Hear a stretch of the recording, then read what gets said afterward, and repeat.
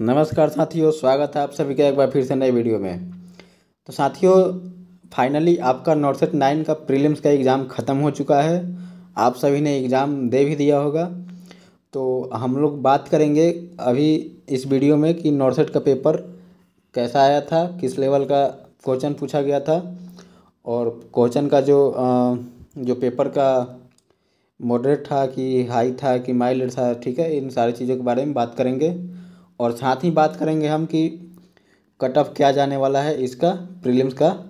और प्रीलिम्स का जो कट ऑफ हम लोग बात करेंगे वो इसके सीट के अनुसार और क्वेश्चन का जो लेवल पूछा गया था उसके अनुसार भी हम लोग बात करेंगे कि कितना आपका कट ऑफ जा सकता है और कितना परसेंटाइल अगर आपका आया है तो आप सेफ जोन में हैं, आप मेंस के लिए तैयार रहिए। ठीक है, तो ये सारे मुद्दों पे बात करेंगे, इस टॉपिक पे बात करेंगे इस वीडियो में। तो वीडियो के लास्ट तक बने रहिएगा, आपको सारी चीज़ें क्लियर करने वाले हैं। ठीक है, तो सबसे पहले इसमें हम बात करें कि पेपर का लेवल कैसा था। तो जितना भी क्वेश्चन देखने को मिला है अभी तक, ठीक है, उसके हिसाब से सभी बच्चे जो बता रहे हैं वो पेपर आपका जो था वो मॉडरेट टू हाई लेवल का पेपर था आपका। ठीक है, मॉडरेट टू हाई। तो इसीलिए क्वेश्चन देखिए, क्वेश्चन पेपर कब हार्ड हो जाता है, जैसे कि क्वेश्चन तो जित उतना हार्ड नहीं रहता है, लेकिन जो उसका ऑप्शन बनाता है ना एम्स नॉर्सेट के एग्ज़ाम में, एम्स के तरफ से जो ऑप्शन आपका बनाया जाता है वो ऑप्शन इतना कंफ्यूजिंग हो जाता है कि आदमी उसमें सोच नहीं पाता है। ठीक है, आपको दो दो आंसर सही लगते हैं। तो इसीलिए जो पेपर का लेवल हार्ड हो जाता है उसके ऑप्शन की वजह से। अब वही अगर ऑप्शन उसमें ऐसा दे दिया जाए कि आसानी से ऑप्शन छट जाए तो वो पेपर फिर आपके लिए इजी हो जाता है। लेकिन नॉर्सेट का यही खूबी है, यही उसकी खासियत है कि वो जो ऑप्शन चूज करता है और ऑप्शन जो देता है वो उसका यूनिक रहता है। और उसमें अच्छे अच्छे लोग जो पढ़ने वाले होते हैं वो लोग भी कंफ्यूज हो जाते हैं। इसीलिए नॉर्सेट को एक अच्छे लेवल का एग्ज़ाम माना जाता है और उसका जो पेपर होता है वो काफ़ी ट्रिकी होता है और हाँ बहुत ही लेवल का रहता है उसका पेपर। ठीक है, और जो क्वेश्चन का फर्स्ट का दो सेक्शन था, सेक्शन फर्स्ट और सेक्शन सेकंड, उसमें काफ़ी लॉन्ग क्वेश्चन पूछे गए थे जो पढ़ने में ही काफ़ी लोगों का समय चला जा रहा था। ठीक है, तो इस बार प्रीलिम्स में आपका लॉन्ग क्वेश्चन भी ज़्यादा पूछा गया है। और इसके पहले जो प्रीलिम्स होते थे उसमें इतना ज़्यादा लॉन्ग क्वेश्चन नहीं पूछे जाते थे, और इसमें कुछ ज़्यादा ही लॉन्ग क्वेश्चन आपका पूछा गया है जैसा सुनने में आया है। ठीक है, तो इसलिए एक ये लॉन्ग क्वेश्चन भी आपका पेपर को लेवल को हार्ड बना देता है। और इसी वजह से इस बार का जो कट ऑफ जाएगा वो भी आपका बहुत कम जाने वाला है। ठीक है, जैसा कि नॉर्सेट 6 में एक बार गया था, आप लोगों ने देखा होगा, कई लोग एग्ज़ाम दिए होंगे तो रिलेट कर पा रहे होंगे। उसमें भी कुछ इसी तरह का पेपर हुआ था जिसमें कि उसमें तो लॉन्ग क्वेश्चन नहीं थे लेकिन शॉर्ट क्वेश्चन ही थे, लेकिन उसमें जितना कंफ्यूजिंग ऑप्शन आपको दिया गया था ना कि आदमी सोच नहीं पा रहा था, तो इस वजह से उस बार भी आपका कट ऑफ काफ़ी कम गया था। और इस बार भी वही संभावना बनने जा रहा है कि फिर से एक बार आपका कट ऑफ कम जाने का पूरा पूरा संभावना है। और इस बार सीट भी ज़्यादा है तो इस वजह से और भी कट ऑफ कम जाने की पूरी पूरी उम्मीद है। ठीक है, तो आप लोगों का कितना क्वेश्चन सही हो रहा है, कितना आप लोग एक्सपेक्ट कर रहे हैं कि आपका आ जाएगा, तो एक बार कमेंट में ज़रूर बताइएगा। और आपने कितना अटेम्प्ट किया था ये भी एक बार आप ज़रूर बताइएगा। ठीक है, तो चलिए अब बात करते हैं हम कट ऑफ के बारे में। और मैं उम्मीद करता हूँ कि आप सभी का एग्ज़ाम अच्छा गया होगा, आप लोगों ने अपना पूरा 100% दिया होगा। ठीक है, तो अब निराश नहीं होना है, अब रिज़ल्ट का वेट कीजिए, रिज़ल्ट क्या होता है, किस तरह का आता है, वो अभी आपका 4-5 दिन में पता चल जाएगा, क्योंकि रिज़ल्ट भी आपका बहुत जल्द ही आने वाला है। 18 से 20 तारीख के बीच में आपका रिज़ल्ट आने का पूरा पूरा संभावना है। ठीक है, तो चलिए कट ऑफ देख एक बार बात कर लेते हैं कि कट ऑफ आपका कितना जा सकता है, अनुमानित कट ऑफ। तो देखिए, जनरल का अगर बात करें हम, यूआर का अगर बात करें हम, तो जनरल का कट ऑफ जाने का संभावना जो है वो 88 से 90 के बीच में आपका रहने वाला है। ठीक है, 88 से 90 परसेंटाइल, जो ही बात करेंगे यहाँ पे परसेंटाइल में बात करेंगे। ठीक है, आपका परसेंटाइल में रहने वाला है।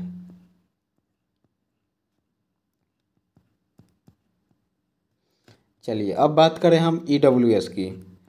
तो EWS का अगर हम बात करें तो इसका आपका कट ऑफ जाने का पूरा संभावना है कि आपका 80 से 85 के बीच में आपका कट ऑफ इसका रहने वाला है। ठीक है, 80 से 85 के बीच में, जिनका भी 80 से 85 परसेंटाइल के बीच में है वो अपने आप को सेफ मान सकते हैं।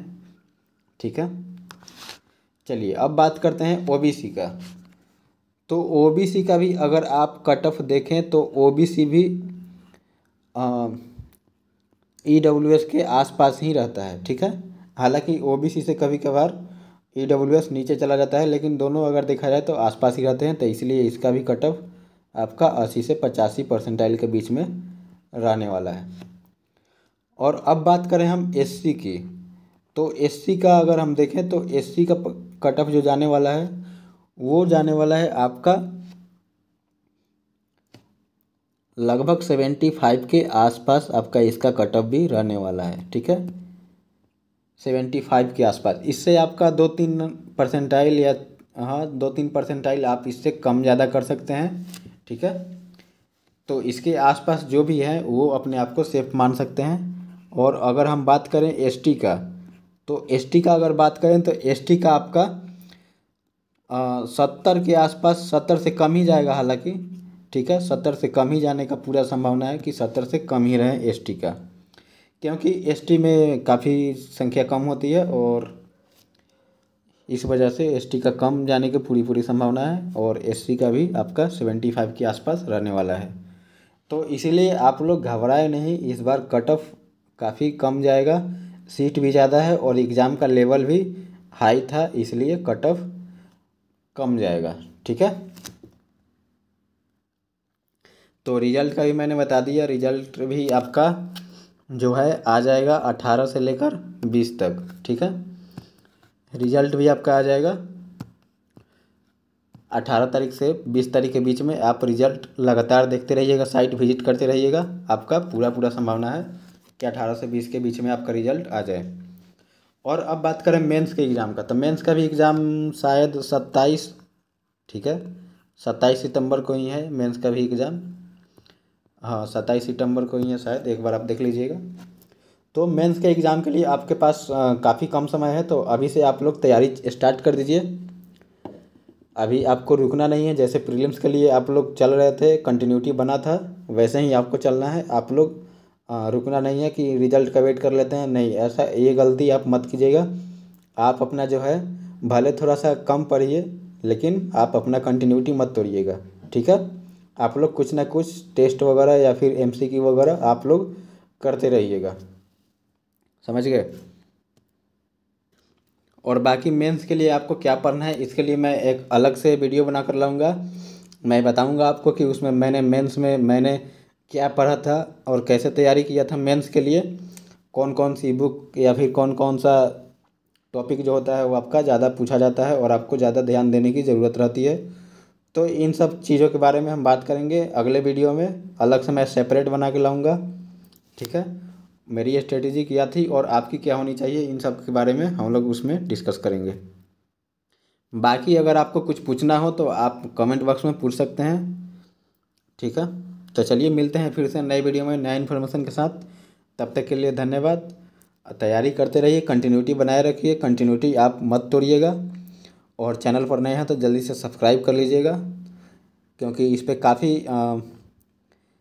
हेल्पफुल अपडेट दिया जाता है और नया नया अपडेट जो आता है आपके लिए प्रोवाइड किया जाता है। और आप व्हाट्सएप ग्रुप से जुड़ना मत भूलिएगा, वहाँ पे आपका सारी चीज़ों का अपडेट दिया जाता है। आज के जितने भी क्वेश्चन आए थे वो भी मैंने व्हाट्सएप ग्रुप में सारे चीज़ अपडेट किया था, काफ़ी क्वेश्चन उसमें डिस्कस भी हुआ। ठीक है, उसमें सारा क्वेश्चन आपको प्रोवाइड किया गया है आज का भी। ठीक है, तो मेंस का तैयारी करने के लिए आपको डाटा चाहिए तो व्हाट्सएप ग्रुप से ज़रूर जुड़िएगा। धन्यवाद।